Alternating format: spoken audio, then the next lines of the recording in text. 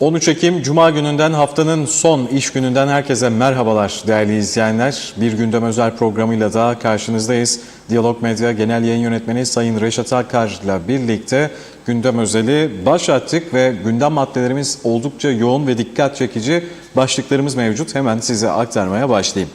Efendim, sahte reçete soruşturmasında eski meclis başkanlarından Doktor Sibel Siber'in de tutuklanması kamuoyunda oldukça geniş bir yankı uyandırmış durumda.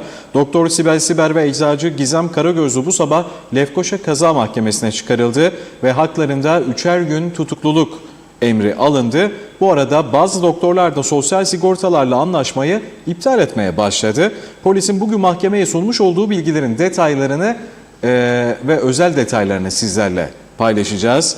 Bir diğer yandan sahte reçete tutuklamalarıyla birlikte de sanıkların kelepçelenmesi tartışma konusu oldu. Polisin buna yetkisinin olup olmadığı da tartışma konusu. Bir diğer yandan Kuzey Kıbrıs Türk Cumhuriyeti'nden Cumhurbaşkanı, Başbakan, Başbakan Yardımcısının da dahil olduğu toplam 200 kişilik heyetin Azerbaycan Bakü ziyareti gündemin önemli maddeleri arasında yer aldı. Bakü'ye giden heyet dün gece konakladıkları Hilton Oteli'nde yapılan yemeğe katıldı. Bugün de heyet mensupları Haydar Aliyev'in anıt mezarına ziyaret ederek çelenk sundu. Cumhurbaşkanı Ersin Tatar'ın ziyaretiyle alakalı paylaşımlarını da sizlere aktarıyor olacağız. Halk sağlığını ilgilendiren bir gündem maddesi ise ambalajsız su dağıtımı ve satışı yapanlara Sağlık Bakanlığı Temel Sağlık Dairesi tarafından son bir uyarı yazısı gönderildi.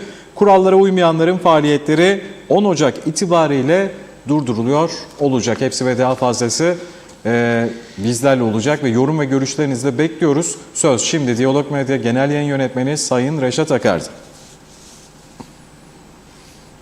Evet, herkese hayırlı günler, hayırlı cumalar dileyerek başlıyoruz. Evet, bugün gerçekten ülkemizin en önemli isimlerinden birisi Doktor Sibel Siber de bu reçete soruşturmaları kapsamında kelepçelenerek karakola götürüldü.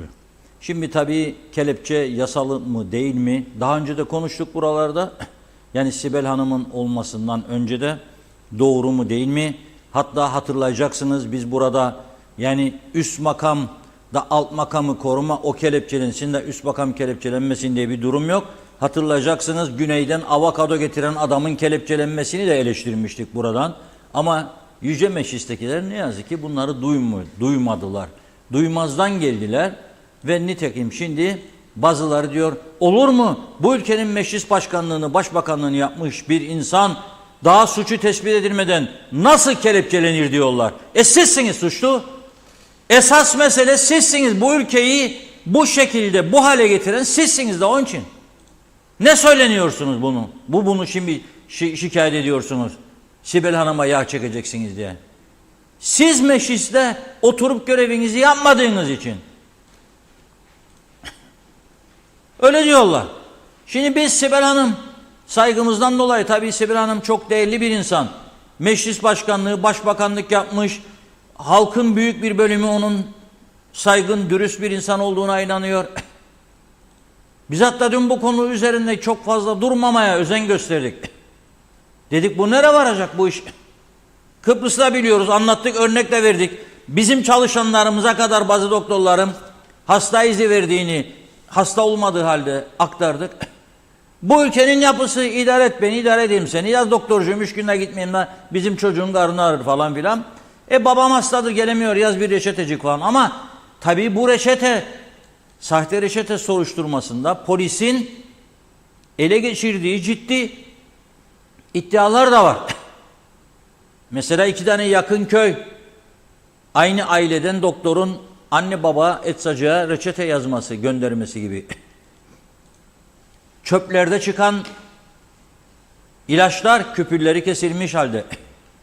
Niye çöpe atıldı bu ilaçlar eğer yasa dışı bir şey yoksa? Bütün bunları kaç gündür konuşuyoruz, kaç haftadır? Buna rağmen 4 aylık tatilden sonra sözde çalışmaya başlayan meclis bunu ele alıp da oturup tüm partilerin katılımıyla en azından suç sabitleninceye kadar kelepçelenmemesi konusunda sanıkların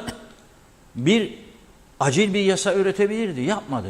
Şimdi Sibel Hanım işte görüyorsunuz. Ben de çok üzülüyorum. Gerçekten üzülerek yayınlıyoruz bu görüntüleri ama artık bu Türkiye basınına, Rum basınına her tarafa yayılmış vaziyette. Diyalog bunun dışında kalamaz. Üzücü bir durum ama maalesef bu duruma bu ülkeyi getiren kötü siyasettir aslında. Neyse şimdi Sibel Hanım bugün soruşturma kapsamında Lefkoşa Kaza Mahkemesi'ne çıkarıldı. Ben size şimdi olayı mahkemede izleyen muhabirimizin aktardığı şekilde aktaracağım. Yani gerçek neyse o. Orada konuşulanları. Bizim mahkeme muhabirimiz Suna Erden oradaydı. Bu video görüntülerini de o kaydetti bizzat. O da çok üzgün. Sibel Hanım'ı tanıyor ama gazeteci orada görevini yapıyor. Şimdi diyor ki, tabii mahkemeyi bu arada Sibel Hanım'a destek vermek amacıyla CTP Milletvekili Sula Usar ile eski Sağlık Bakanlarından Milletvekili Filiz Besim de ve birçok doktor arkadaşı da izlemiş bugünkü duruşmayı. Ve duruşmada polis çavuşu Mehmet Manaş, Doktor Sibel Siber ve suçla bağlantılı olduğunu iddia ederek eczacı Gizem Karagözlü'nün mahkemeye çıkarıldığını söylüyor. Diyor ki polis, 11 Ekim'de tutulan zanlılardan Sultan Doğan Eczanesi'nin sahibi Gizem Karagözlü'nün Ocak-Ağustos ayların arasında Sosyal Sigortalar Dairesi'ne gönderdiği 2537 adet reçetenin 1388 tanesi Sibel tarafından yazıldı diyor. 2537 adet reçete gönderilmiş Sultan Doğan Eczanesi'ne Ocak ile Ağustos arasında, yani yılın ilk 8 ayında. Bunun 1388'i Sibel tarafından yazıldı diyor. Siber'in diyor polis sadece Ağustos ayında aynı eczaneye 313 reçete yazdığını belirtti. Polis Karagözlü'nün sosyal sigortalara gönderdiği reçetelerden ilk etapta 18 tanesinin sahte olduğunu belirlediklerini söyledi. 12 Ekim'de zanlı Karagöz'ün eczanesinde arama yapıldığını, 109 adet küpürü kesilmiş ilaç bulunduğunu, dolayısıyla 1 adet laptop, 1 adet bilgisayar kasası, cep telefonu ve ajandasının emare olarak alındığını söyledi. Zanlının küpürü kesilmiş ilaçlar için bazılarının hastalar tarafından geri iade edildiğini, bazılarının da tarihi geçmiş ilaçlar olduğunu söylediğini açıklıyor polis. Ve diyor ki bu beyanları biz araştıracağız diyor. Karagözlü'nün ihtiyaçlı insanlara yardım etmek için bazı reçetelere işlem yaptığını söylemiş. Zanlının reçete başı çalıştığı doktorlara 30 Türk lirası ödeme yaptığını söylemiş. Tekrar ediyorum burası. Biz diyor bazı ihtiyaçlı insanlara yardım etmek için bu reçetelere işlem yaptık diyor. Reçete başı da diyor çalıştığımız doktorlara 30 Türk lirası ödeme yaptık diyor. Doktor Sibel'in ise Ocak-Ağustos ayları arasında 2745 reçete yazdığını belirtiyor polis. Sadece diyor Ağustos ayında Doktor Sibel Karagözlü'nün eczanesi 142 reçete yazdığını aktarıyor. Evinde arama yapıldı diyor Sibel Hanım'ın. 2 adet laptop ve cep telefonu emare olarak alındı. Sibel'in yazdığı 13 reçetede sahteleme olduğunun tespit edildiğini söyledi. Polis Sibel'in yazdığı tespit edilen 13 reçete ile ilgili ifade aldıklarını Sibel'den bir hastanın şöyle diyor 13 reçete sahtelemesiyle ilgili olarak ifade aldık diyor. Kimlerden? Bu 13 reçetede adı geçirenlerden. Bir hasta zanlıya muayene olduğunu söylemiş. 6 kişi muayene olmadığını söylemiş. 4 kişinin adına yazılan reçetelerde yer alan ilaçların bir kısmı alınmış, bir kişi adına yazılan reçetedeki ilaçların ise hiçbirinin alınmadığını söylemiş polis.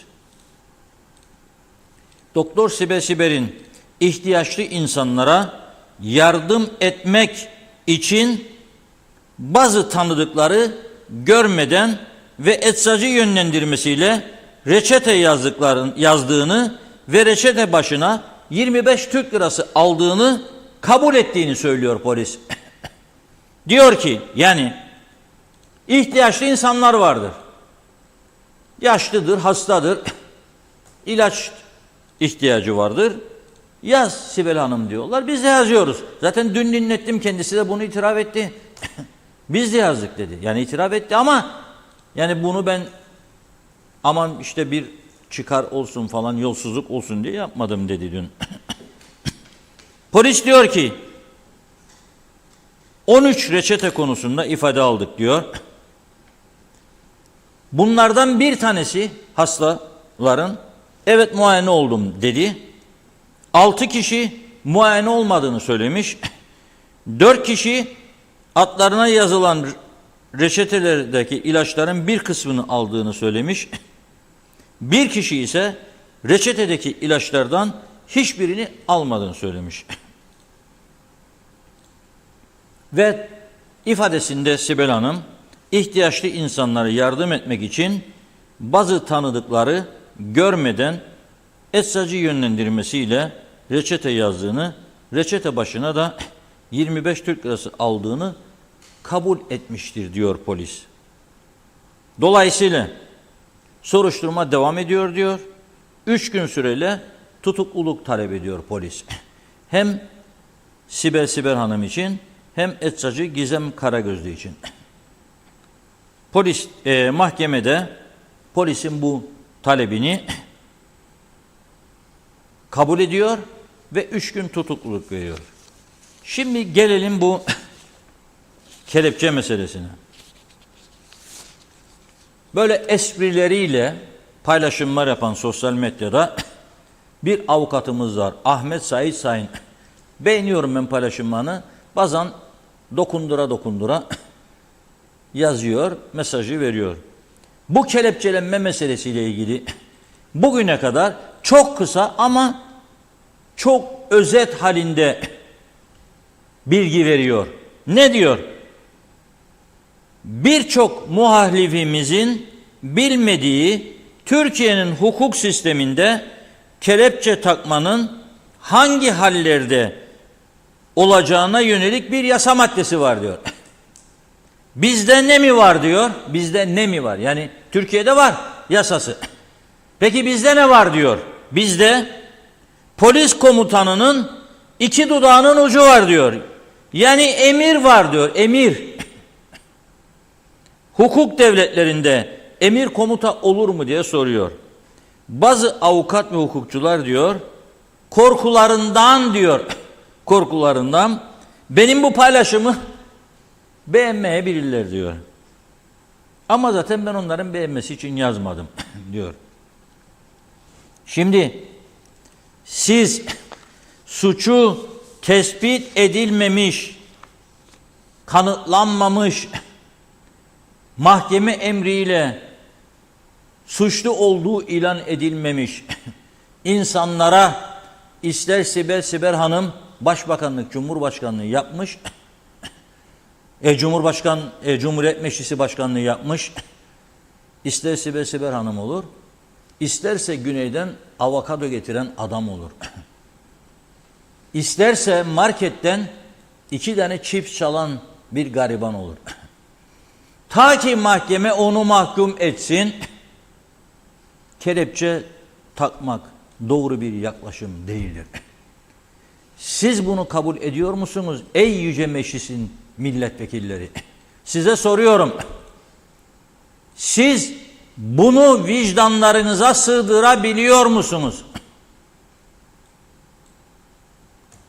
Basit iddialar yüzünden insanlar polis tarafından alıp götürülüyor, kelepçeli bir şekilde mahkemeye götürüyor ve iddiasını ortaya koyuyor polis.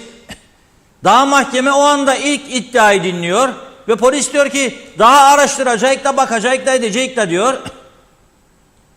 Bize tutukluluk ver diyor.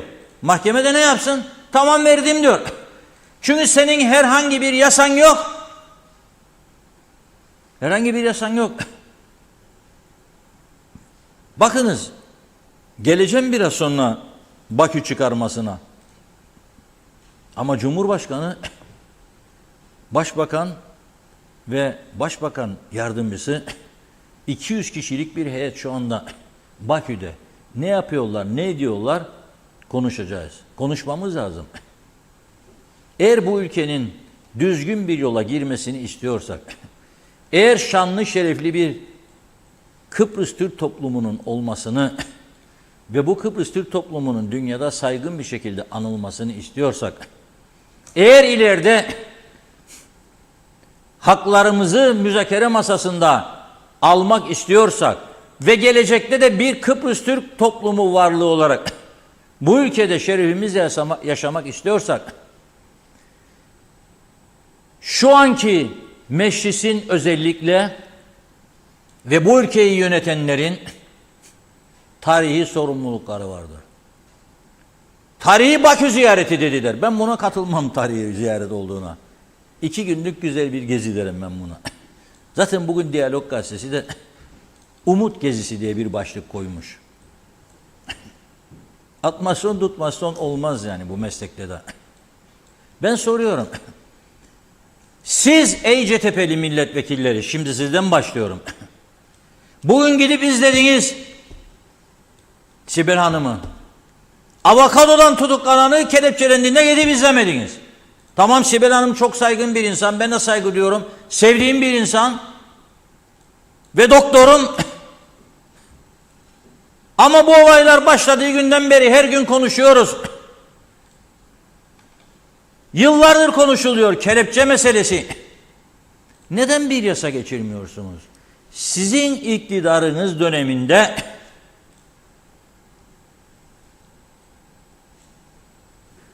özel hayatın gizliliği diye 3 günün içinde yasa çıkardınız. Tufan Hoca oradadır.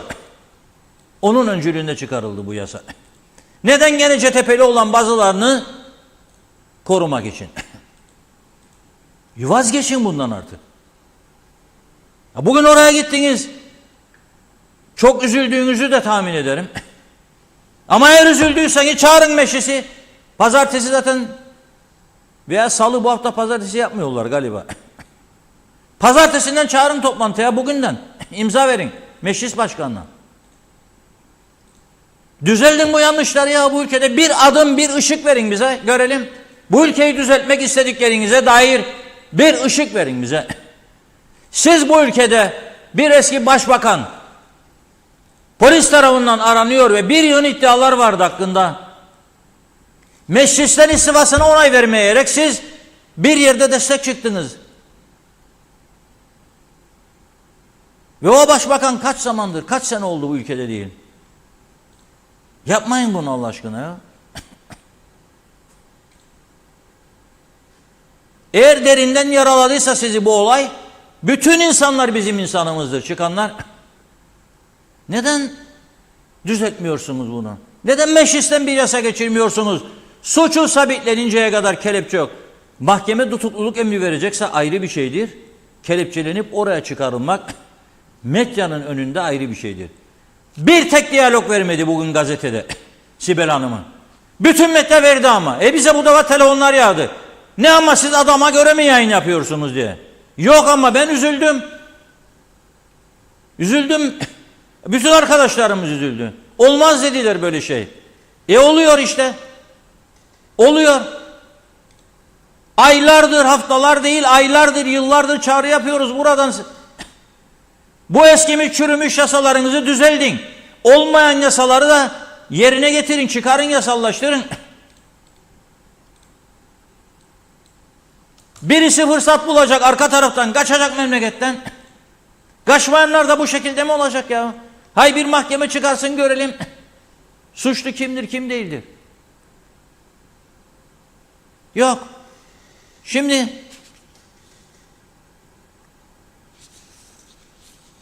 eski bir CTP milletvekilimiz de bugün bir paylaşım yapmış. Sosyal Sigortalar Dairesi Müdürlüğü'ne de bir yazı göndermiş. Doktor Hüseyin Erçal, eski CTP milletvekillerinden. Tarih bugünkü 13 Ekim 2023. Okuyorum. 1/7/2018 tarihinden bugüne kadar Güzelyurt'taki özel kliniğimde Sosyal Sigorta Dairesi'nden hak sahibi olan insanlarımıza özel eczanelerden indirimli ilaç alabilmeleri amacıyla reçete düzenledim diyor. Bir de bu fotoğrafı paylaşmış Sibel Hanım'la birlikte. Hak sahibi olan bu insanlarımızın büyük bölümü yaşlı, yatalak ve ekonomik yönden ihtiyaçlı olduğunu bildiğim emekli insanlarımızdır. Bu hak sahibi insanlarımız 2020-2022 Covid-19 pandemi döneminde evlerinden çıkamadıkları bir dönem geçirdiler. Bu durumdaki hak sahibi sigortalı hastaları her ay muayene edip vizite ücreti talep ederek reçete düzenlemenin doğru bir davranış olmadığına inananlardanım. Kronik hastalığı olan, yaşadığı sürece belirli ilaçları kullanmaya mahkum bu yardıma ihtiyaçlı insanlarımıza katkı olması düşüncesiyle kendilerinden hiçbir ücret talep etmeden bugüne kadar 7546 reçete düzenledim diyor. O kendi kendini ortaya koyuyor, itiraf ediyor. Diyor ki ben düzenledim. Şimdi yarın polis ona da gidebilir. Söylerim bu açık bir itiraftır. Ama para almadım diyor. İfadesini alabilirler, alacaklar da diye düşünüyorum. Bu sayının yaklaşık %10 kadarının hasta olarak geldikleri için muayene ederek reçeteni düzenledim. İyi dinleyin. %10'unu sadece muayene ettim. %90'ını etmedim diyor. Çünkü yılların sistemi böyle döndü bu ülkede. Son günlerdeki reçete ve ilaç usulsüzlüğü tartışmaları bizleri derinden üzmektedir. Reçete düzenlemek için Sosyal Sigorta Dairesi ve serbest çalışan hekimleri arasında var olan ve yeniden düzenlenmeye çalışılan sözleşme, önceki sözleşmede olduğu gibi hekimin iradesi dışında usulsüz uygulamalara neden olabilecek, biz hekimleri de irademiz dışında suçlu zanlısı konumuna sokabilecek yetersiz bir sözleşme olduğundan ve özel işlerimin yoğunluğu nedeniyle 5/4/2024 tarihinde sonlanacak olan reçete düzenleme sözleşmemi bugün diyor 13 Ekim 2023 tarihinde sonlandırılmasını talep ederim diyor. 13 Ekim 2023 tarihinden sonra sigortadan hak sahibi olan hastalara hiçbir şekilde reçete düzenlemeyeceğimi belirtirim diyor. Gereğini rica ederim. Doktor Hüseyin Erçal, iç hastalıkları uzmanı. Eski CTP milletvekili. Şimdi bu soruşturmaların böyle yürütüldüğü, Sibel Hanım'ın da tutuklandığı bir günde UBP ve DP kanadı Bakü'dedir. Yani üst düzey. Cumhurbaşkanı, Başbakan, Başbakan Yardımcısı. Buradan da haberleri izlemeye birileri orada. Çok yoğun temaslar vardır biliyorsunuz. Biraz sonra temasları konuşacağız. Ama CTP milletvekilleri buradadır. Çağırın meclisi pazartesi günü. Aslında bu olayların hiç yaşanmaması lazımdı. Ve ayrıca bugüne kadar daha Sosyal Sigortalar Dairesi'nin ve ilgili bakanlığın sorgulandığını da ben duymadım. Sizler duydunuz mu bilmiyorum. Yani sadece doktor yazacak, eczacı verecek veya eczacı bir yazıldıysa 2 verecek, 2 para alacak. Birinin küpünü kesip atacak. Meselesi mi bu iş? Denetim kimde? Denetim. Parayı kim veriyor be kardeşim? Şimdi siz evinize çağırdınız. Su gelsin. Çok enteresan konular konuşacağız bugün. Su meselesini de konuşacağız bugün. Çok enteresan. Çok enteresan. Ve çok kritik bir konu. Evinize çağırdınız.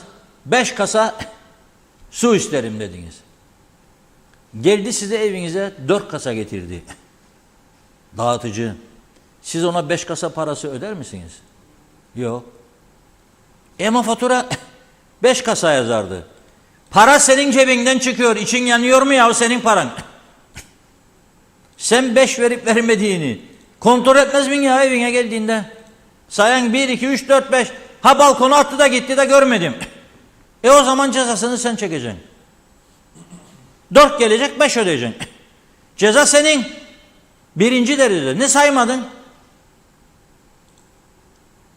Sosyal Sigortalar Dairesi bu işin neresinde? Bu ödemeyi yapanlar niçin yaptı? Hiçbir kontrol yapılmadı mı ya? Yok mu bu dairenin, bu bakanlığın denetçiler kurulu yok mu? Benim bildiğim birinin avukatları, danışanları, danışmanları var. Neredeydi bunlar? Neden kontrol edilmedi? Neden polis harekete geçirilmedi? Neden kendileri soruşturma açtırmadı? Çorap ipliği gibi bu iş uzuyor, uzayıp gidiyor. Her gün gündemde. Dediğim gibi güneyde manşetlerde, Türkiye'de, normalde Kıbrıs'ın adı geçmez artık Türkiye basında. İyi dinleyin. Okudum geçenlerde söyledim sizlere. Adı geçmiyor. Fakat bu meseleler yüzünden Türkiye gündemine girdik şimdi. Bu son derece önemli bir konudur.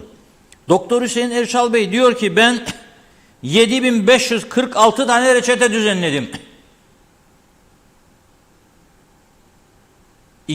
2018'den bu yana. Bunların diyor sadece yaklaşık diyor bunların %10'unu hasta olarak geldikleri için muayene ederek reçete düzenledim diyor. %90 kronik hastaydı. Eczacı aradı, yakını aradı. Doktor da yardımcı olmak için yazdım diyor reçeteyi. Yine tartıştığımız konulardan biridir. Neden çok doktor milletvekili var mecliste diye hep konuşurduk değil mi? Sizler de sorardınız. Halen konuşuyorsunuz. Neden ama bu mecliste doğru dürüst hukukçu yok da hep doktor doktor? Doktor doktor civanım seni istiyor canım. Çünkü bizim insanımız da alıştı. Doktorcuğum yaz bir reçete. 3 tane fazla da belciğim ağrır da ileride kullanırım belki. Çekmecede eski ilaçlar avuçlar dolusu, torbalar dolusu atarlar sonra poşetlerle çöpe. Ama gitti bu paralar, uçtu bu paralar. Sonra yola para yokmuş. Yola para yokmuş. Elektrik gene kesilecekmiş. 2-2,5 saat. Bu yüzden işte bu yüzden Lefkoşa Belediye Başkanı Mehmet Armancı şöyle diyor. 3,5 ay Sibel Siber Hanım hakkında. Kendisiyle aynı kabinede yer aldım. Suç veya suçsuzluğu elbette yargı tesis edecektir. Kendisiyle 1000 tane siyasi farklılıklarımız var. 1000 tane mi? Onun için KKTC çok yükseklerde uçar. 1000 tane konu var mı? Mehmet Beyciğim, bu biraz daha aşağıdan olması lazımdı bu ifade. Yani bazı konularda farklılıklarım var. Ama insani değerleri en tepede taşıyan kişi olarak kendisini uzun yıllardır tanıyorum. Siber ve daha birçok kelepçeyi hak etmeyen zannı vardır. Ve bu görüntülerin değişmesi için gereken düzenlemeler yapılmalıdır. Kim yapmalıdır? Yüce Meclis. Hadi Zorlu Bey, çağır Yüce Meclisi. Çağır ey yüce milletvekilleri. Bu ülkeni kalkındırmak için, Kıbrıs Türk halkına hizmet etmek için namus ve şerefimiz üzerine and içerim diye bu arkadaşlar Kur'an'ın üstüne basmadı mı ya ellerini? Hangi hakkından 4 aydır tatildesiniz siz ya? Ve bunlar günlerdir, haftalardır konuşuluyor. Bizi dinliyorsunuz, gülüyorsunuz, bıyık altı. Hiçbir hareket yok, hiçbir. Da şimdi mahkemeye akın ediyorsunuz Sibel Hanım kelepçelendi diye. Sizsiniz suçlu birinci bence. Neden bu yasaları geçirmediniz? Neden kişilerin iki dudağının arasından çıkacak bir söze göre bu ülke insanlarını bu hallere düşürdünüz? Ana sorumlu sizlersiniz. Bu ülkede yaşanan bütün yanlışların, bütün haksızlıkların, bütün yolsuzlukların ana sebebi bu meclistir be kardeşim. Açık ve net söylüyorum burada. Ve sizler de bizler de halk olarak sürüklendik peşlerinden. Bu ülke adam gibi bir başkanlık sistemi Güney'de olduğu gibi aman aman diktatörlüktür. Olamaz reddediyor. Reddet. Aha Yüce Meclis. Milletvekili olanlara kapatın bakanlık yolunu dedik. Aha bunun yüzünden kavgalar çıkıyor. Aha bunun yüzünden partiler paramparça. Kapatılmadı. Partiler yasasını, seçim yasasını değiştirin. Çarşaf gibi bir listeyle gidip oy kullanamıyor insanlar dedik. Değiştirmediniz. Şimdi neden kelepçeleniyor insanlar? Kimdir bunun sorumlusu? Ben miyim sorumlusu? Şifa teyze mi? Haluk Bey mi? Kimdir sorumlusu bunun? Şüküf Hanım mı? Kimdir ya bunun sorumlusu? Kimi konuşuyoruz burada ya?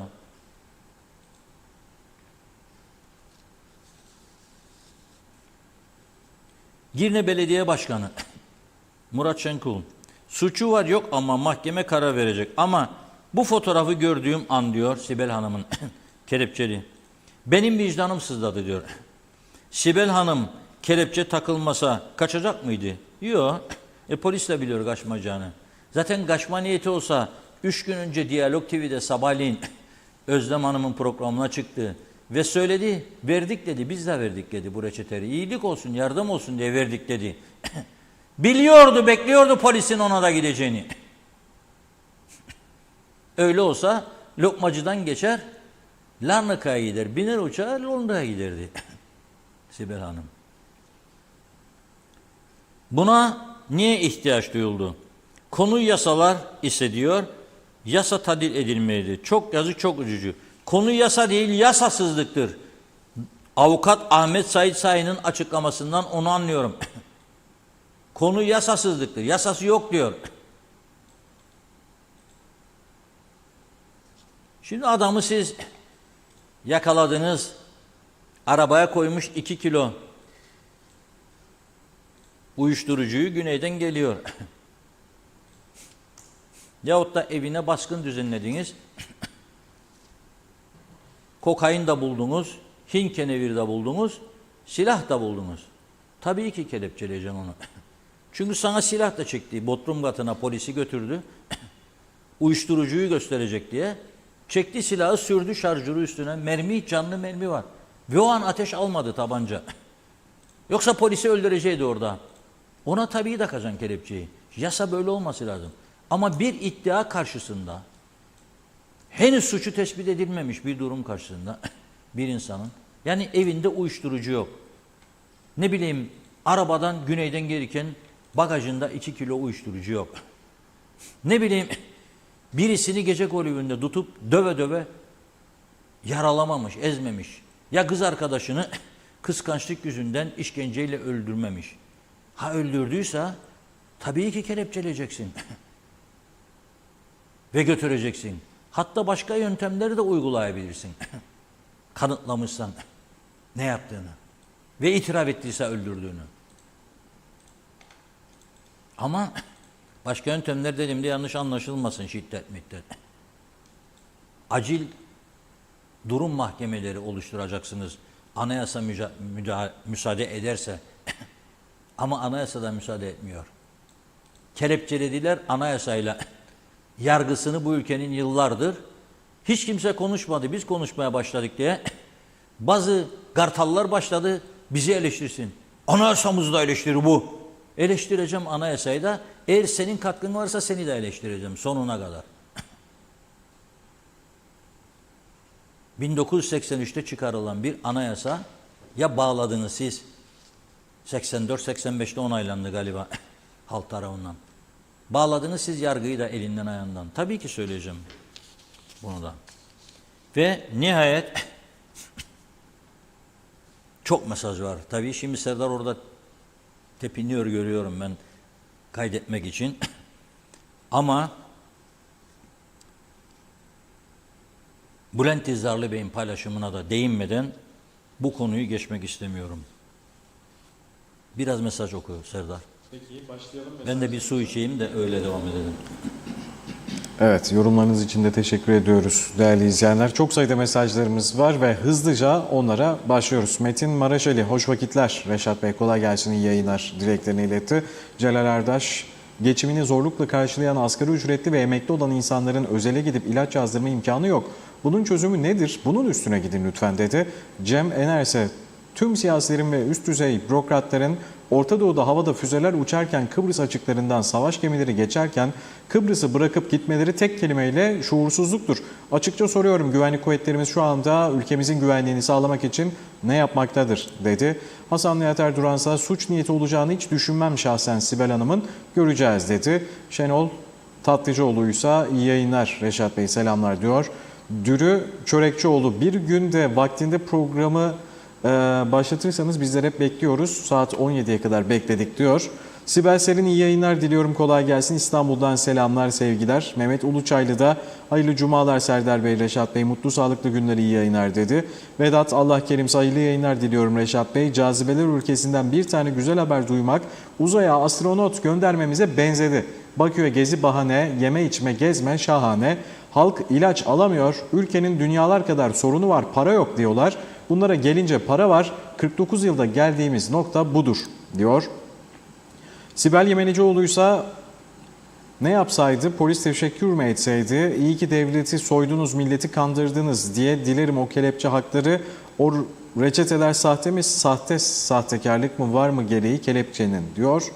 Ramazan Deniz ise bu pilav çok su çeker Reşat abicim diyor.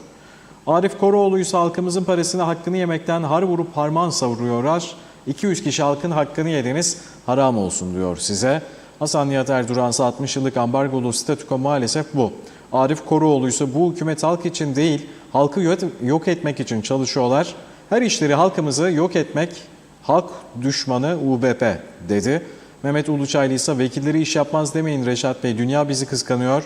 Dünyada başka meclis var mı? Konuşmacılar sandalyelere konuşuyorlar. Gezme olunca maşallah hepsi bir arada. Ali Dereseven, etrafımız ateş çemberi içinde, bu ateş her an bizleri de yakma durumu varken liderlerimizin bu kadar çok umursamaz olması hem şaşırtıcı hem düşündürücü. Mehmet İnancı ise hoş vakitler değerli dostlarım, hayırlı yayınlar olsun. Batmış batırılmış kaostor ülkesi cennet adamıza, sizlere sağlıklı günler olsun dedi. Ramazan Deniz, devlet işbirliği yapmayan fakir kalır, nasıl zengin olacaklar? Bir sürü giderleri var yani bu şekilde dedi. Celal Harunsa iyi yayınlar Reşat Bey. Ülkemizde bazı insanlar yalan söyleyerek sadece kendini kandırıyor. Çünkü yalan 2 veya 3 kişilik değil, bir kişiliktir. Kaybedilense kişiliktir. Yalan ve sahtekarlık üzerine dünya kuranların geleceği olmaz. Bazen kazanıyor görünseler de neticede mutlaka hüsrana uğrarlar. Yalan kadar insanı alçaltan başka bir şey yoktur dedi. Erol Topçu, hayırlı yayınlar Reşat abi. Ertay Kızılsa, öyle bir rezillik, çirkeflik var ki temizlemek imkansız. Memleketi terk etme zamanı gelmiştir diyor. Sayır Aker, selamlar. Çalan çalana, yutan yutana, sokağa çıkmadan utanmayanlarımız çoğaldıkça da çoğalıyorlar. Halkımız saflıklarına kurban gidiyor dedi. Şeker şeker sayılı programlar Reşat Bey. Suçlu olan çeksin. Arkadaş yaparken düşünmediler, tutuklanınca herkes rahatsız oldu. Bir kalp hastasının ilacı, bir böbrek hastasının ilacı, kanser hastasının ilacı hep çöpe gitti. Günah değil mi? Yapanları acımayacak savcımız, hakimimiz. Bu şekilde bir mesaj attı. Ramazan Deniz ise devlet işbirliği yapmayan fakir kalır, zengin olmak için uğraşıyorlar dedi. Barış Erdoğan ise Hayırlı yayınlar diliyorum. Yıllardır bu siyasiler hırsızlık yapıyor, milyarlar götürüyor. Bu millette seyrediyor. Bu paralarla modern okullar, modern hastaneler, modern yollar olur diyor. Yazıklar olsun bu hırsız yöneticilere dedi. Hasan Yatar Duransa Savaş her an bizi de etkileyebilir. Kurumlarımız alarma hazır mı acaba? İngiliz üsleri bizde hedef yapar. Risk var Kıbrıs'ta. Malum roket düşmüştü başımıza. Görüşünüz nedir Reşat Bey? Ayrıca Sayıştay'ın ve savcılığın yargı sürecine karışmaması lazım. Orada siyasiler birbirini aklar paklar intibası vardır çünkü dedi. Mehmet Uluçaylı ise koskoca Kıbrıs Türk Hava Yolları'nı, koskoca ETİ teşebbüslerini, Salamis Bay Oteli full çalışırken bağıranlar da zamanı geldi geçti. Sorumlular da mahkemeye çıkarılsın dedi. O gün Zeybekoğlu ise kan bağışlayın, hayat kurtarın. Böyle giderse yeni bir iki tane daha hapishaneye ihtiyacımız olacak. Kemal Osman Ceyhanlı ise iyi yayınlar. Dünya savaş içinde yine suçsuz, günahsız, masum insanlara oluyor olan savaşa hayır dileklerini iletti. Gül Abdullah Cansa yazıklar olsun hiç kimseye güven kalmadı. Yüksel Önerse iyi yayınlar, nereye gidiyoruz? Kim suçlu kim suçsuz belli değil. Dürüst çalışıp özelden emekli olanlar 12,5 milyar alırken asgari ücretli 15.750 lira alıyor. Memurun en düşüğü 32 ile 65 bin arası. Mevsimlik işçiler 20 bin lira. Muhtarlar 13 bin lira. Devleti yönetenler de 100 bin lira üstü alıyorsa adalet, hak, hukuk bunun neresinde saygılar dedi. İsterseniz ara verebiliriz mesajlara Reşat Bey. Devam edelim peki. Cemaliye Musaoğulları ise zaten gezip tozuyorlar, tüm partilere de yazıklar olsun dedi. Sayar Aker ise hukukun ucunu resmen kaybettik. Hasan Nihat Erduran ise mali polis vergi beyannamelerinin incelenmeye başladığını açıkladı. Gazetede çıkan şirket ve isimler incelenip mali murakıpları incelenince ne olacak merak ettim doğrusu dedi. Ali Dereseven halkın lehine icraat yapacak kurum kalmadı. Hükümet ortalarda yok, muhalefet hiç yok. Suçumuz ne? Biz ne yaptık ki bizlere böyle liderler uygun bulundu bu ülkede dedi. Erdal Uğurlu ise tatile Bakü'ye gitmişler, iş için değil. Sayar Aker geçici hükümet gezici hükümet oldu, eyvallah dedi. Emir Ali tatlı değil, halkı düşünen, halk için, devlet için çalışan tek bir yönetici yok. Dürüt Çörekçioğlu'ysa Sayın Reşat Bey o yüce mecliste oturan ucubelere sesleniyorsunuz. Bu gibi kelepçelerle ilgili yasaları geçirmesini istiyorsunuz da Sayın Doktor Sibel Siber o yüce meclisin başkanlığını yaptığı dönemde niye düzeltmediler diye de düşünmek gerekir dedi.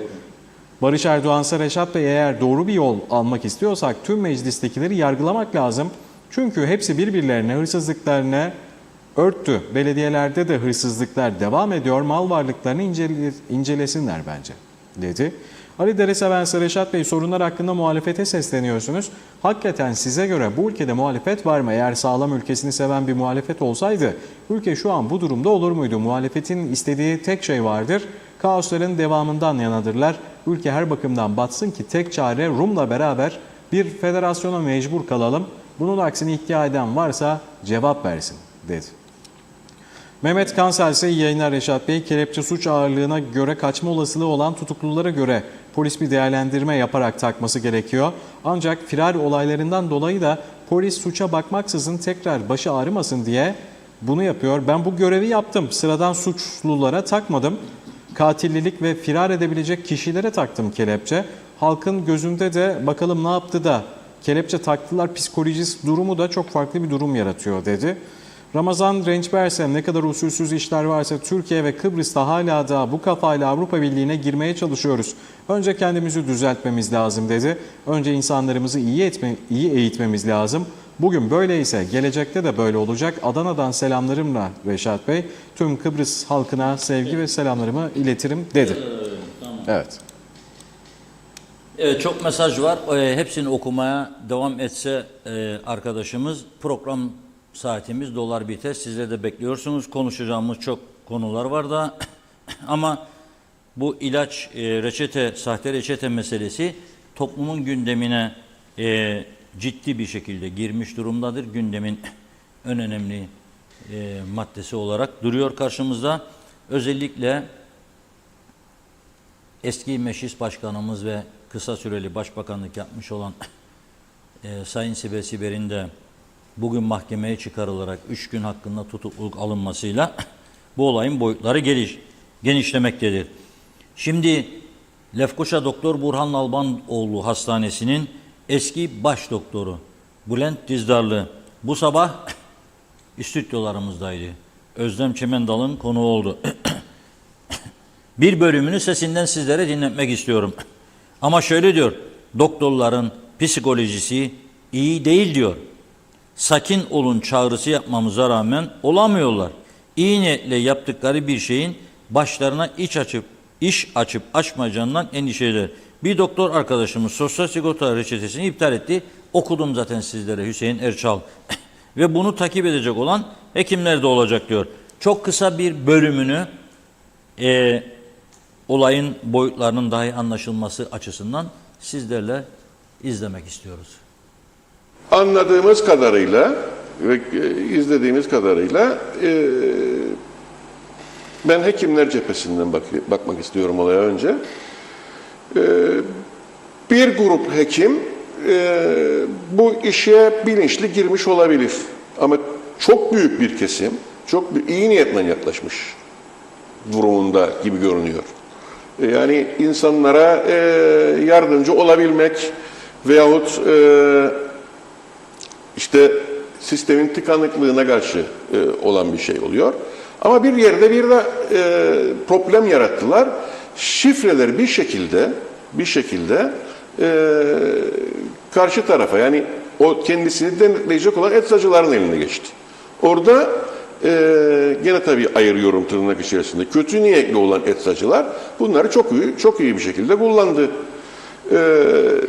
Gibi bir görüntü var şu aşamada. Bu konuları biraz da artık polise önce havale etmek, polisin uhdesinde bırakmak lazım. Yalnız onlardan bizim talep edeceğimiz tek şey var açıkçası. Bu sürecin uzaması bir cadı avı görüntüsü vermeye başladı. Bunun bir an evvel çok hızlı bir şekilde ve çok adil yapılması gerekiyor. Aksi takdirde toplumun içerisinde, toplumun yaşadığı travma giderek büyüyecek ve başka sebep-sonuç ilişkilerinden dolayı başka sıkıntılar doğacaktır. Nedir bunlar? İşte mesela bir grup hekim işte ilan vermeye başladı ki artık biz sigortalı reçeteyi yazmayacağız. Onu soracak. Bilginlik var mı? Doktorların haleti ruhiyesi iyi değil. Yani şu anda doktor gruplarındaki yazışmalarda yahut birebir yaptığımız konuşmalarda yani bir bakıyorsunuz ama sakin ol çağrısı yapmamıza rağmen sakin olamıyor insanlar haklı olarak. Çünkü iyi niyetle yaptığı bir davranışın ileride başına bir ceza olarak dönmesini istemiyor. Ya da onun tedirginliğini yaşıyor. Yani bu sebeptendir ki insanlar şu anda reçete, yani bu sosyal sigorta yazan hekim arkadaşlarımızın birçoğu ki bugün başladı, çok elit bir arkadaşımız bu konuda şeyini verdi. Yani açıklamasını yaptı hem sosyal medyadan kendi sayfasından hem de sosyal sigortalara bir yazı yazarak sözleşmesini iptal ettiğini duyurdu. Ki onu takip edecek olanların olacağını biliyorum, tahmin ediyorum ben. Ki olacaktır çünkü kendisine son derece destek gelmiştir. Şimdi peki bu insanlar nasıl bundan sonra bu ilaçlara erişecekler? Yani hastanelerde de yok bu ilaçların birçoğu. Kamu eczanelerinde. Hastaların durumu ne olacak? Parası olan belki alabilecek de parası olmayan ne yapacak? Bunların hepsi birer sıkıntıdır. Yani dediğim bu sürecin hızlandırılıp bir an evvel adil olarak sonuçlandırılması dediğim süreç budur. Aksi takdirde başka sonuçlar doğurmaya başlayacak sağlık açısından ve hoş olmayacak diye düşünüyorum. Hastanedeki doktor arkadaşlar yazamaz değil kamudaki. Bakın özelde yazsınlar demiyorum. Kimseye para kazanma derdim yok. Benim derdim insanların hastaların ilaca ulaşabilmesidir. Bunun için de her hekimin böyle bir hakkı olması lazım. Bu kamudaki hekimin kamuda da bu hakkının elinden baştan zaten alınmaması lazımdı. Ne münasebet ben yazmışsam bu ilacı kamuda da ve sen eğer hastanende bulundurmuyorsan bu ilacı aynı yöntemde belki de o ilacın gene bir sosyal sigorta özel reçetesi çıkartılarak, barkodlanarak hastanede hekiminin reçetesinin de ilacının verilmesi gerekir. Şu anda da yapılması gereken budur diye düşünüyorum ve bir de sürenin artık öyle bir aylık değil, 6 aylık bir seneliğe çıkarılması. Ama her 6 ay bir senenin sonunda da mutlaka bir hekim kontrolünün şart koşulması gerekmektedir. Yani bir sistemi kurduğumuz zaman çok mükemmel olmasını bekleyemezsiniz. Ya da mükemmel bile olsa bazı aksaklıklar görecek. Önemli olan o sistemdeki zaafiyeti görüp anında müdahalelerle görmektir. Sen inanıyor musun ki bu sistemdeki zaafiyet şimdi fark edildi? Ben kesinlikle inanmıyorum. Daha evvelden fark edilmiştir ama müdahale edilmedi. Bir şekilde bir şey sebep oldu ve bu iş patladı. Bu sistem alert verdi, alarm verdi aslında. Yani vermemesi mümkün değil. Çünkü rakamlar çıkar her sene. Düzenli ciddi bir sorumsuzluk var diye düşünüyorum. Onun da mutlaka sorgulanması lazım. Çünkü bunu sorgulamazsanız sonuç ne olursa olsun bu işin 3 ayağından biri eksik olacak. Tamam, hekim var içinde, tamam kabul, tamam. Kim varsa şey edecek, eczacı da var, tamam onu da kabul. Peki denetlemeyen, yapmayan 3. ayak, yani bunu bırakacak.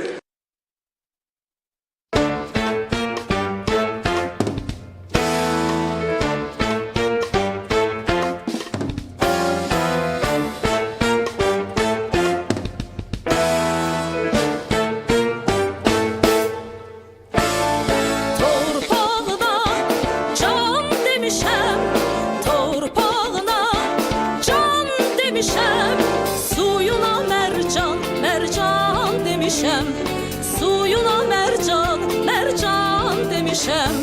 Canıma kurban, kurban demişem. Canıma kurban, kurban demişem. Ay gözüm canım, Azerbaycanım. Ay gözüm canım, Azerbaycanım.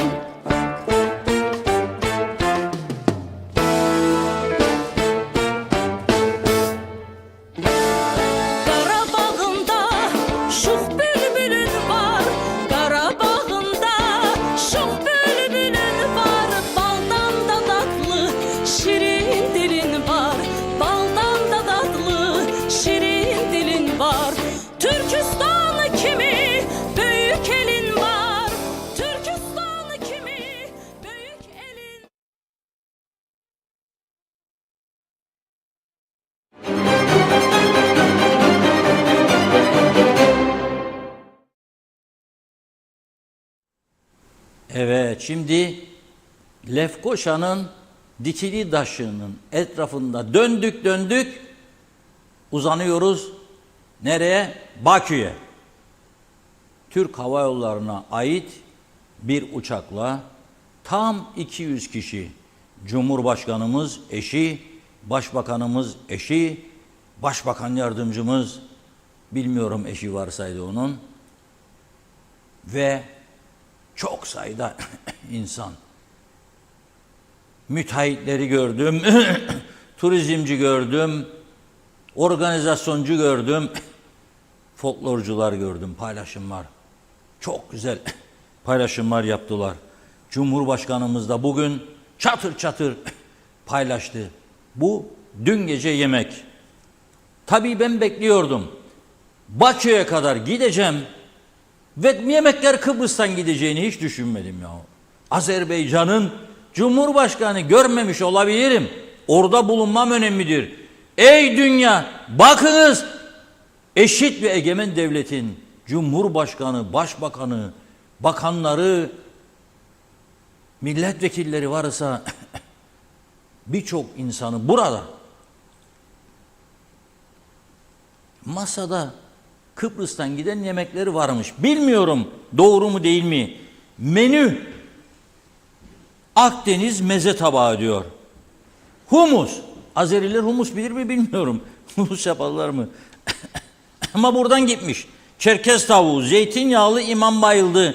Zeytinyağlı yaprak sarma, beyaz peynir, kaşar peyniri, ara sıcak peynirli börek, ana yemek, beyti kebabı, patlıcan beğendi, domates, biber, kekik sosu. Tatlı da diyor, baklava hamuruna sarılı, cevizli, kaymaklı, bal kabağı diyor. Afiyetler olsun. Hatta İlker'in Gülümser Hanım var. O daima afiyet bal şeker olsun der. Böyle gönül şivesinden çok hoşuma gider. Çok beğendim bugün mesela derim gittiğimde köftenizi elinize sağlık derim. Köfte de Kıbrıs köfteci yani patatesli köfte. O da der afiyet bal ve şeker olsun der. Ben de diyorum ki afiyet bal ve şeker olsun. Ama ben gideceğim Bakü'ye Hilton Otel'de ve havyar olmayacak masada. Olur mu ya? Kara havyar. Olmaz. Yani isterdim mutlaka ben gitsem masada ama yemek mer buradan gitmiş Kıbrıs gecesi. Şimdi Cumhurbaşkanımız paylaşımında şöyle diyor. Azerbaycan'da Bakü'de Kıbrıs Türk kültürünü tanıtma etkinliği çerçevesinde düzenlenen geceye ilgi yoğundu. Azerbaycan Diaspora Bakanı Fuat Muradov, çok sayıda Azerbaycan milletvekili ki benim öğrendiğim 6 milletvekili vardı. TÜRKPA Genel Sekreteri, Türk Miras Kültür Vakfı Başkanı ve çok sayıda davetli vardı diyor. Bugün devam etti paylaşımlar. Bakü şehitliğini ziyaret edip diyor, gelsin o fotoğraflar şehitlikte. Anı defterini imzaladım. Bakü Türk şehitliğinde 1918'de Azerbaycan'ı işgal eden, içlerinde Ermenilerin de yer aldığı Kızıl Ordu muhafızlarına karşı Azerbaycan halkına yardıma gelen Nuri Paşa komutasındaki Kafkas İslam Ordusu'nun Nisan 1918'de Gence'de başlayan ve Eylül 1918'de Bakü'nün kurtulmasına son bulan çarpışmalarda şehit düşen 1130 Türk askeri bulunmaktadır. Mekanları cennet olsun diyor. Bakınız elde karanfil Cumhurbaşkanı, havada yağmurlu galiba orada. Böyle bir şeyle onun için o şarkıyı biraz önce dinlettim size marş havasında. Bu Kıbrıs Türk Devleti'nin yüce temsilcileri olarak oradayız ve bütün dünya bunu görsün, titreyip kendine gelsin. Orta Doğu'da savaş var, kan gövdeyi götürdü. Rumlar Larnaka havaalanı transit merkezi yaptı. Paralar akıyor bu savaşta bile. Baf'ta da bu arada hemen hemen mülk kalmamış. İsrailliler kaçan oradan gelip Baf'tan mülk alıyormuş. Engelli yok. Birer tane alabilirler. Yakında Baf İsrail bölgesi falan diyebilirler adına. Ama devlet neticede kontrol altındadır. Bir şey olmaz. Şimdi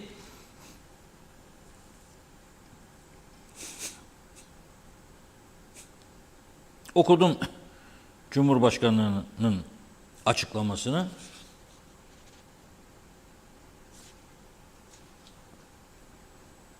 Ve şu anda da orada akşam galiba 1 saat farkımız var. Bir yemek daha var. Yarın da dönüş. Evet, kişi başı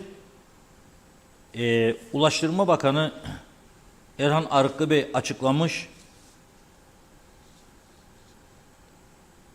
Heyette yer alanlar kendileri ödedi diyor. Tamam da folklor ekibi falan var onların, o gençlerin kişi başı $850 ödeyecek durumu yok ya. Ama mesela Müteahhitler Birliği Başkanı'nı gördüm ben, Cafer Gürcafer'i. Otelciler Birliği Başkanı Dima Bey'i gördüm. Başka turizmciler gördüm. Başka insanlar gördüm. Onlar ödemiş olabilir. Şimdi Kıbrıs Türkleri de çok meraklı. Programa geleceğimde bunların arasında eski siyasiler de var. Bana soruyorlar. Bu uçak Ercan'dan kalkıp Bakü'ye mi indi? Mecburen araştıracağım. Araştırdık. Öyle olmamış. Ercan'dan kalkıp nereye gitti? Antalya. 45-50 dakika kadar bekledikten sonra Bakü'ye uçtu. Yani direkt uçmasına da izin vermedi Azerbaycan hükümeti bu uçağın. Ne fark eder? Girişlerine izin verdi mi bunların? Verdi. Hilton Oteli'nde orada biz bize de olsak 3-4 tane de Azerbaycanlı yanımızda. Kötü mü oldu? Cumhurbaşkanımız konuştu, hakkı davamızı anlattı. Olmadı. Ama o 6 milletvekili, belki 16 zaten 15 Kasım KKTC'nin kutlamalarına zaten her sene geliyorlar. 10, 15, 20, 30 kişi ağırlıyoruz.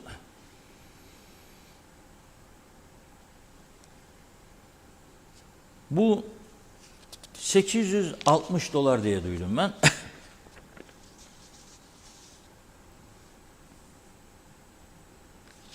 $170 kusur bindir dolar galiba. Sadece uçak parası eder ama otel içinde mi bilmiyorum. Şimdi bir öncekini gel Ercan'dan. Ercan'a bak. Bak Ercan'a bak. O alttaki yazıyı da kaldırabilirsen bizim kaldır. Halı görünsün istiyorum. Ercan'a gel. Ercan'a yazıyı kaldır. Ercan'a gel. Biraz önceki işte kırmızı halı var. Birazdan geliyor. Şu anda geliyor.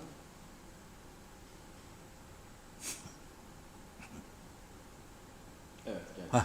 Bu Ercan'dan uğurlama.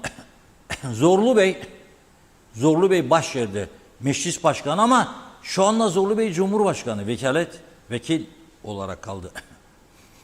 Askerler falan arkada kırmızı halıyla uğurlanıyor Cumhurbaşkanımız ve heyet. Gel sonra Bakü'ye. Bakü'de halı malı yok. Türkiye'nin Bakü Büyükelçisi orada.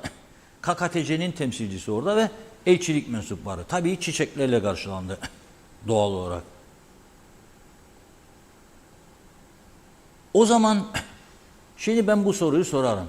Madem ki hiçbir yerde kırmızı halıyla karşılanmayık, neden bizim ülkeden hareket edilirken kırmızı halıyla hareket? Ve neden bütün protokolü yığıyoruz oraya? Gelin beni uğurlayın, bizi uğurlayın.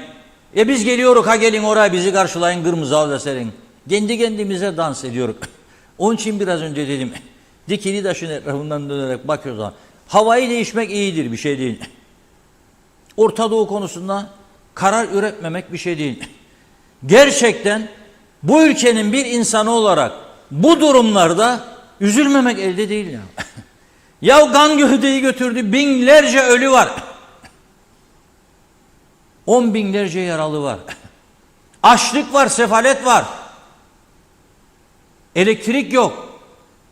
Su yok. İlaç yok. Yemek yok. Açtır insanlar. Gazze'de. Ve benim yüce meclisim bir bildiri bile yayınlamayacak. Adını sen işte öyle duyuracaksın. Bir bildiri yayınlayıp demen lazım değil miydi senin? Savaşlar iyi değildir. Biz bunların acısını yaşamış insanlarız burada. Güvenliğin ne kadar önemli olduğunu bilen insanlarız. Savaşlar olmasın. Barış yoluyla çözün sorunlarınızı. Bunu diliyoruz. Bir meclis bildirisi oy birliğiyle çıkarılmalıydı. O da yok mecliste. İşte gördünüz mü siz? Doktorcuğum baktı kalpçiyim falan da para da almadı, ilaççığımı da yazdı fazlasıyla. Oy verirsiniz be kardeşim. Yarattığınız meclis. Çıkan sonuç bu. Kusura bakmasın oradaki arkadaşlar da. Çok sevdiklerim var, çok güvendiklerim var. Benim gibi düşünenler olduğunu da biliyorum. Ama öyle bir hal yaratmışlar ki copy paste Türkiye'deki siyasi tabloyu özellikle 12 Eylül öncesini kopya etmişler. Parti MYK'lar, parti meclisleri oturacak, karar verecek. Ondan sonra oturup da kendi başlarına meclis grubu olarak hadi toplansın meclis olağanüstü ve böyle bir karar üretelim deme gibi bir hareket göremiyorum ben yıllardır. Yoktur.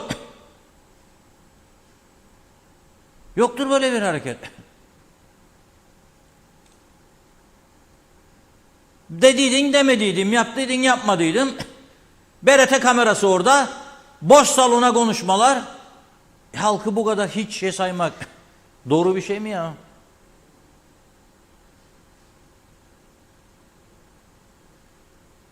Soruyorlar bana. Aliyev'le görüştü mü Cumhurbaşkanı? Benim bildiğim bugün Aliyev'in Putin'le görüşmesi vardı. Bizim heyetimizde. Ama bizim heyetimize bir moral gezisi düzenlediler. Çünkü organizasyon da güzel oldu.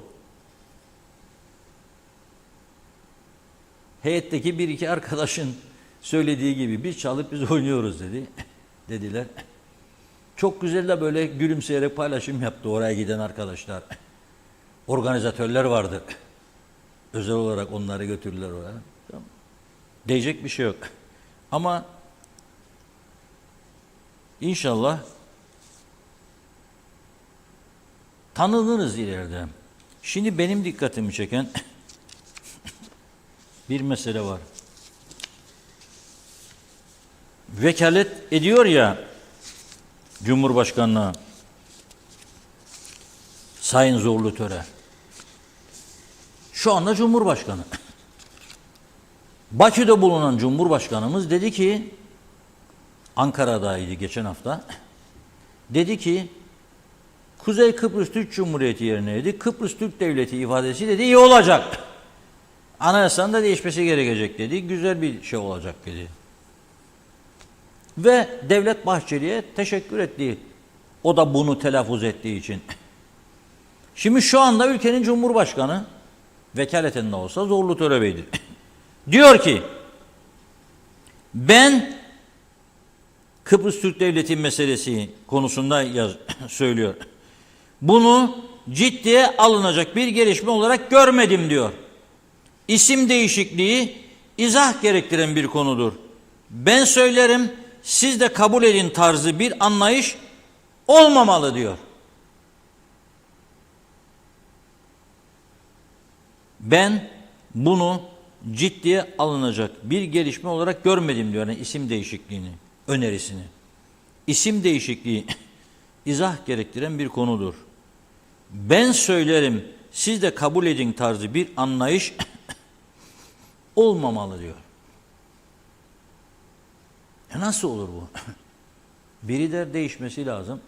İyi olur diyor daha doğrusu. Vekalet eden diyor yok diyor. Böyle olmaz diyor. Buna da lütfen bir karar veriniz.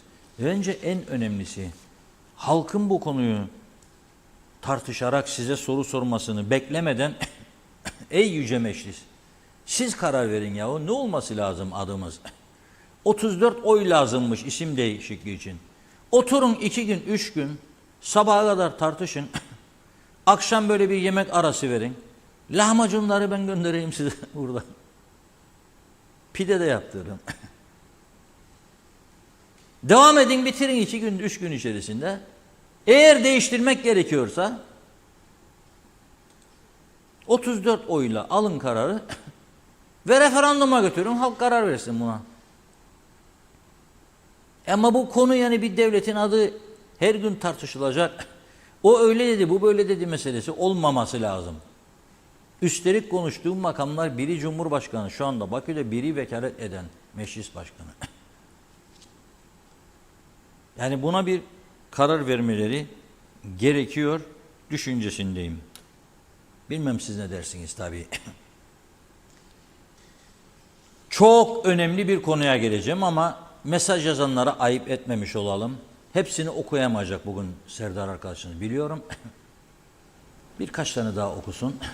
Hızlıca ondan da rica ediyorum. Aynı mesajını okuduğunuz kişileri atlayarak geçin. Evet onları atladık. Ondan sonra hepimizin sağlığını, hayatını ilgilendiren bir konuya kısaca değinmek zorundayım. Çünkü dün gündemimdeydi. Yetişemedik. Bugün bunu sizlere aktaracağım. Ama önce hızlıca bir mesaj serisi. Evet.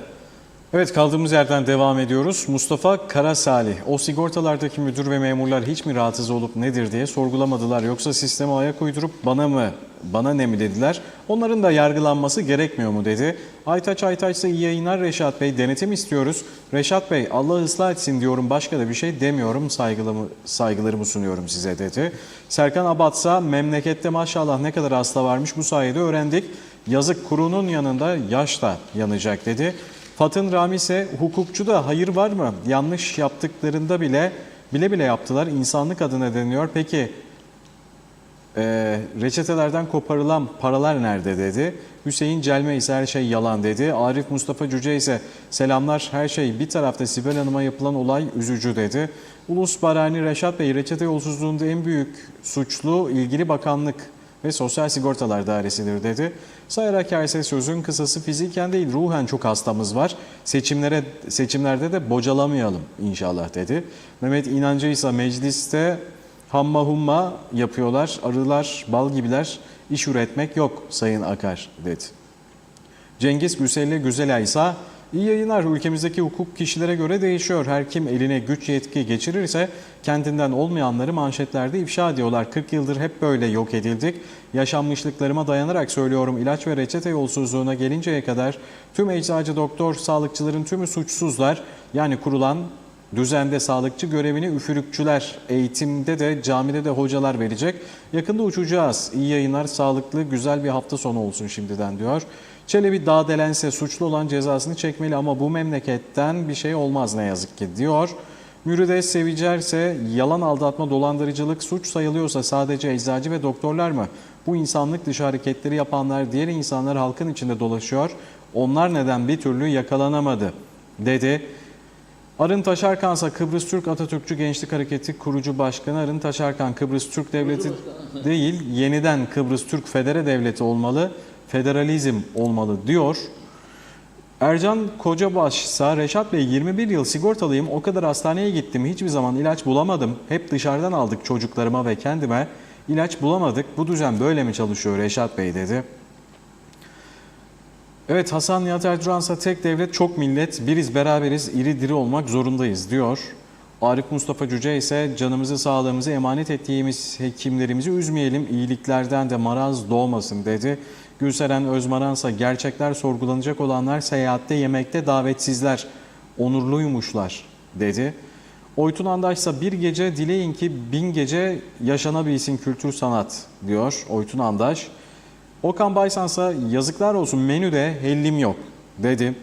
Çağatay Dolunerse ne afiyeti olsun ne de bal dedi. Devam edelim, aynı mesajları okumayalım. Belgin Rıfat, ilaç alımlarında yapılan tutarsızlıklar Sağlık Bakanlığı'nın yıllardır ötelediği kontrolsüzlüktür. Yıllardır çöp olan ilaçlarımız oldu.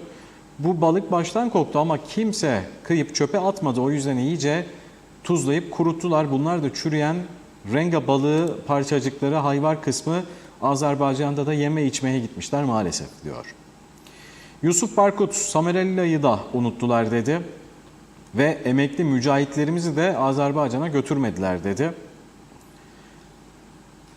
Belgin Rıfat ise Showbiz Show Tatar diye isim değişikliğine giderse ancak bu kadar olurdu dedi. Cengiz Güzelay, ülkemizden kalkan tüm uçaklar Türkiye'deki havalimanlarına inip başka uçuş numarası alıp gideceği ülkeye ancak Mersin on Turkey ile ulaşabiliyormuşuz. Oysa Larnaka'dan uç nereye istersen kom dedi. Ali Dereseven, Reşat Bey bu akşam da yaptığınız yorumları nokta ve virgülüne kadar %100 katılıyorum. Ülkemizin tek aynası, tek TV'si TV 2020 Diyalog TV dedi.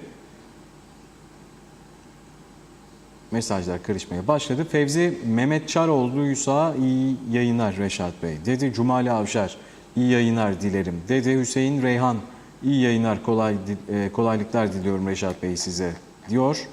Bu şekilde de birçok mesajımız da ne yazık ki kayboldu değerli izleyenler. Affınıza sığınıyoruz bu konuda da çünkü aşırı bir yoğunluk vardı bugün. Evet. Kayboldu diyor Serdar, yani yorumlar yani uçtu, buharlaştı gitti. Sadece başka yerde buharlaşma olmuyor, internette de oluyor. Çok olunca gidiyor. Şimdi bir markayı reklam etmek için söylemiyorum ama çok güzel bir slogandır. Su hayattır diyor. Su hayattır. Gerçekten de su hayattır. Bazı insanlar hayatın gerçeklerini geç fark ederler. Bazı insanlar daha erken fark eder. Her şeyi illaki doktoruma gideceğim de doktor bana anlatacak diye bir durum yoktur.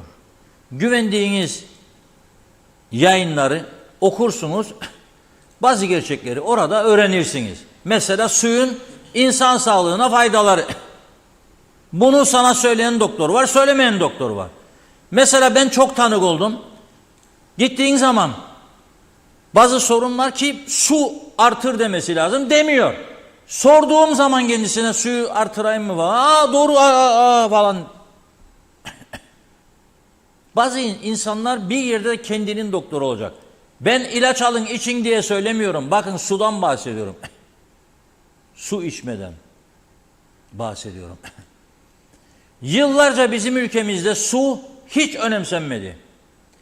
74 yılı Barış Harekatı olduğunda ve ondan sonraki ilk 3-5 yıl daha biz çeşmeden akan suları güvenle içiyorduk bu ülkede. Evin bahçesinde ve çatısında damda bumbar gibi su depoları yoktu. Sonra bazı akıllılar bizi yönetmeye başlayınca suları nöbete koydular. Nöbete koyunca insanlar aman susuz kalmayayım diye panik havasında bir depo koydu 2 ton damına evin, 2 ton koydu bahçeye, yetmedi 2 ton daha koydu. İlk tenekelerdeydi su depoları, tenekelerle yapılırdı. İçi dışı paslanmış vaziyette. O çekilen suları ağzımızı yüzümüzü yıkamaya başladık. Çocukların dişler fırçalandı, saçlar yıkandı. Ve birçok insanımız, yüzlerce, binlerce insanımız, nüfusun tamamına yakını diyeyim daha doğrusu, o paslı tenekelerden akan sulardan yaptı yemeklerini. Veya yıkadı marulu, afiyetle yedi. Yıkadı domatesi yedi. Sonra kanser patlamaları oldu bu ülkede. Hiç kimse suların üzerinde durmadı. Şimdi çok sayıda su şirketimiz var. Çok merak ediyorum. Neden güneyde sayabildiğim ya 4'tür ya 5'tir? Neden bizde 30'lar, 40'lar, 50'ler sayısını hiç kimse bilmiyor. Bugün de soruşturdum. Ne bilelim? Bakmamız lazım, etmemiz lazım diye cevaplar aldım. Çok. Bir de su pompaları var.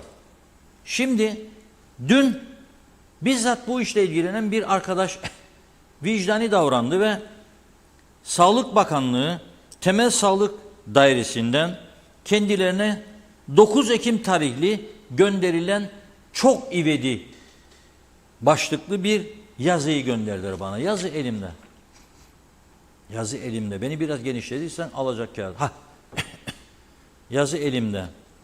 Şimdi burada diyor ki yasa vardır diyor. Ama yasa bugüne kadar uygulanmamış tabii.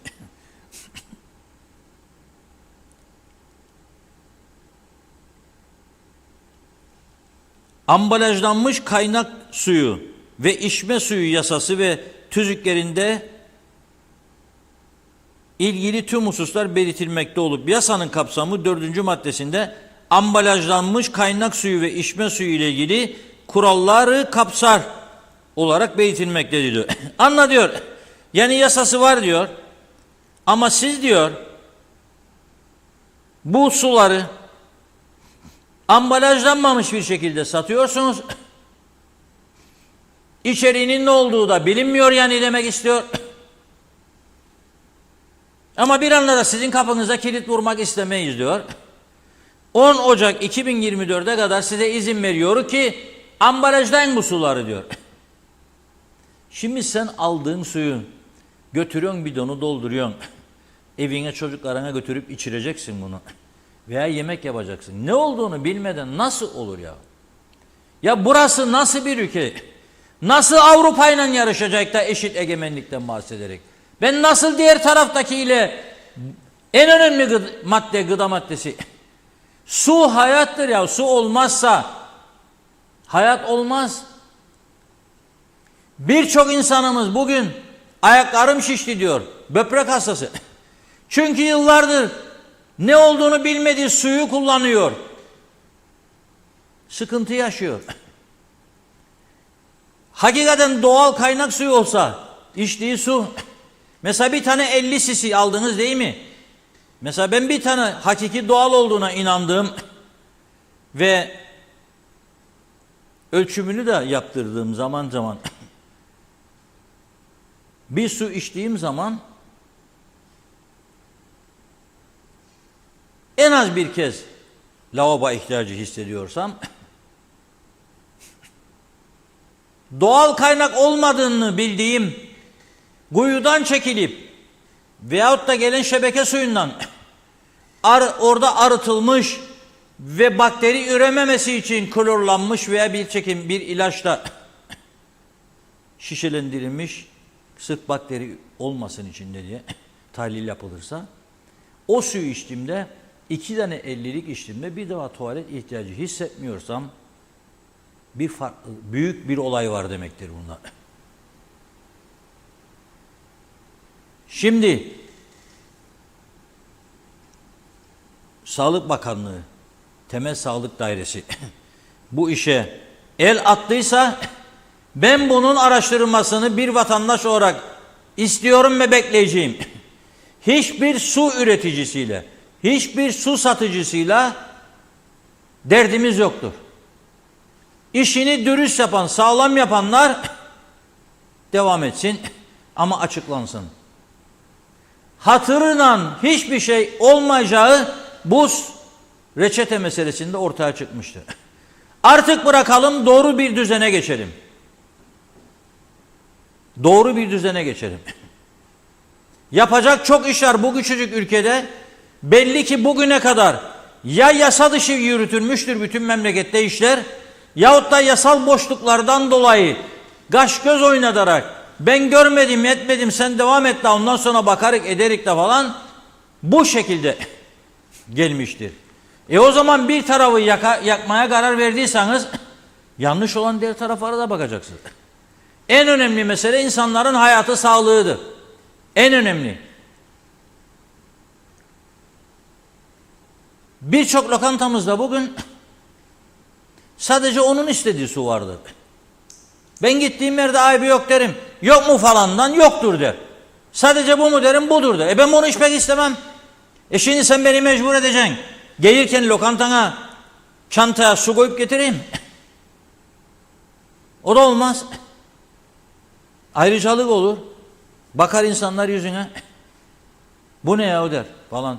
Ama bu aslında yadırganacak bir durum değil. Ben ne olduğunu bildiğim, inandığım bir şey isterim. Yoktur diyor. Aman sen de büyütme bu şeyi. Hiç, bakın söylüyorum, hiç basite almayın. Küçük çocuğumuz varsa özellikle söylüyorum, hayati bir meseledir. İstediğiniz uzman doktora sorunuz, güvendiğiniz bu konuyu bilen uzman doktora sorunuz. Ondan sonra konuşalım. Ama bu konuyu sadece Kıbrıs'ın kuzey ve güneyinde değil, başka ülkelerde soruşturmuş, araştırmış ve yüzlerce yazı okumuş bir insan olarak söylüyorum ki sularımız ciddi bir kontrolden geçirilmelidir.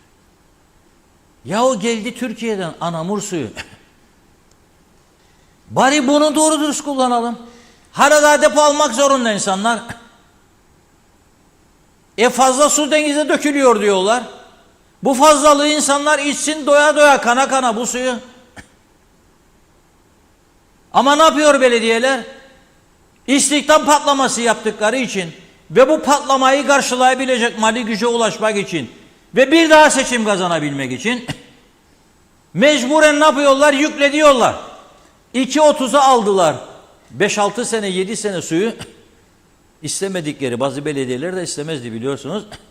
15'ten sattılar halka. 2.30 nerede? 15 nerede? 7 kat fazla. Devrim mesajlarıyla tabii halkımız için çalışıyoruz. Halk için değil. Koltuk için. Büyük bir çoğunluğu. Şimdi güzel hareketlerin başlarında görüyorum. Ben mesela Girne Belediye Başkanı Murat Şenkul'un yaptıklarını gördükçe umutlanmaya başlıyorum biraz gelecek için. Çatır çatır gidiyor. Karaoğlan'a aittir de bırakayım çemberi falan filan. Ne bırakacak? Daha önceki başkana haber yolladım. Orada bir tabela döküldü boyalar üstünden dedim. İnsanlar Lapta Alsancak'a nereden dönecek, giremeyecek bilmezler. Cevap gönderildi bana. Bütçelerinde yokmuş öyle bir kaynak. Karaoğlan'ın işiymiş. Ya bir insan bana bu cevabı yollayacağına söktürür atölyesinde boyadır, getirir takar. Ama ey Kıbrıs Türk halkı, 49 yıldır böyle yönetildik. İşte artık fren patlamıştır otomobilin. Vuruyor bir tarafa. Kanser patlaması. Adam lastikleri yakıyor Haspolat Sanayi Bölgesi'nde. Defalarca gündeme getirdik. Duydunuz mu gidip bir kişi mühürlesin orasını? Duydunuz mu? Ya belediyesi ya Çevre Bakanlığı. Hayır. Neden? Var bir mastika be kardeşim. Otomobil lastiklerinin yakıldığı bir Avrupa ülkesi gösterin bana siz.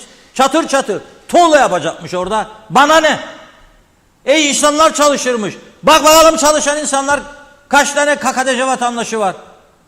Ya kaçak Afrikalı var ya çalışma izinliler var. Bak bakalım. Ne hakkın var ya beni zehirleyesin sen? Ha Girne'deki bunun kokusunu duymazmış. Bir şekilde alırsın zehirini bunun. Geçerken dağ yolundan alırsın, giderken Ercan'a, dönerken Ercan'dan, giderken Maus'a, Maus'tan gelip Güzelyurt'a Lefkoşa'ya girerken alırsın. Yazık değil mi? Daha bunun gibi ne rezaletler. Ne oldu? Soruşturma açılacaktı Güngör çöplüğü. 10 yıl diye anlaştılar, 7 yılda patladı. Ne oldu? Hani duydunuz mu bir kişi? Mahkemeye çıkarılsın. Yok böyle bir şey. Ama bu şekilde devam edemeyiz. Küçük çocuklarda hastalıklar başladı. Kiminle konuşsanız biz hastalıktan şikayet ediyor. Çünkü bu ülke zehir altındadır ya. Bu güzel ülke, bu cennet ülke zehir altındadır. Egzozlardan çıkan kara dumanları görmüşsünüz. Sözde egzoz, emisyon bilmem nesi çıkardılar yasa. Kim denetliyor bunu? Kim denetliyor?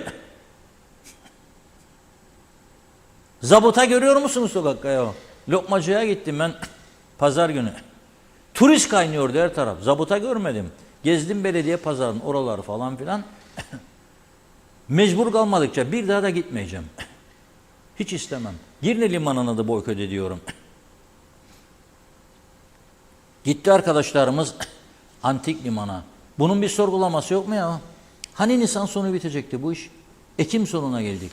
Mayıs, Haziran, Temmuz, Ağustos, Eylül, Ekim 6 ay gecikme. Sormaz mı ya bir insan bunun hesabını? Bu kadar basit mi ya bu işler?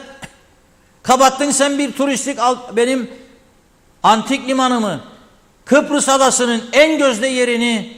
Şimdi parkelerden bahsediyorlar. Üstü boyaymış bilmiyorum. Birkaç ay sonra çıkarsa şaşmayın diyorlar. Bazı bölümler hala böyle. Bazı bölümler hala böyle ezik kırık dökük kalmış. O proje kapsamında değilmiş. Bakın siz. Pes doğrusu. Bugünlük bu kadar diyeceğim. Mübarek Cuma günü ülkemizin bütün bu uğursuzluklardan, bütün bu yolsuzluklardan, bütün hırsızlıklardan, bütün yanlış icraatlardan kurtulması için ve çocukların sağlıklı bir geleceği için dua ediniz. Sadece cenazeye gittiğiniz zaman değil, hoca dediğinde el kişi niyetine El Fatiha der, eller açılır bakarım telefon çalar diğer tarafta. Vurur durduramaz da. Ne geldin bu adam oraya? Niye geliyorsun? Ya da geçer böyle de sonra benim de cenazedeyim. O benim orada ölünün zaten kemikleri sızlıyor. Gelme. Kaldığın yerde. Kendi kendimizle sorgulamamız lazım. O raddeye geldik artık. Yoksa bana toprak satarak bizi yok edeceklerini sanmayın sadece. Biz zaten kendi kendimizi büyük ölçüde yok ettik. Sevgi, saygı, anlayış, dayanışma, güven, insanlık kalmadı be kardeşim. En kritik zamanında bir insana yardım edersin. O gene sana ihanet eder be. Nasıl bir insanlık kaldı bize? Onu söyleyin bana. Onun için hiç olmazsa vicdanlar rahatlasın diye dua edin. Elinizi açın ve dua edin. Evet, bugünlük bu kadar. Pazartesi inşallah maşallah Bakü ordumuzda dönsün. Bakü'deki ordumuz, tanıtma ordumuz. Onların da görüş ve düşüncelerini görelim bakalım. Neler söyleyecekler bizlere. Sonra gene konuşuruz. Bugünlük bu kadar. Evet değerli izleyenler, görüş yorumlarınız için çok teşekkür ediyoruz. Sayın Reşat Akar'a yorumları ve değerlendirmeleri için teşekkür ederek huzurlarınızdan ayrılıyoruz. Hoşça kalın, iyi hafta sonları.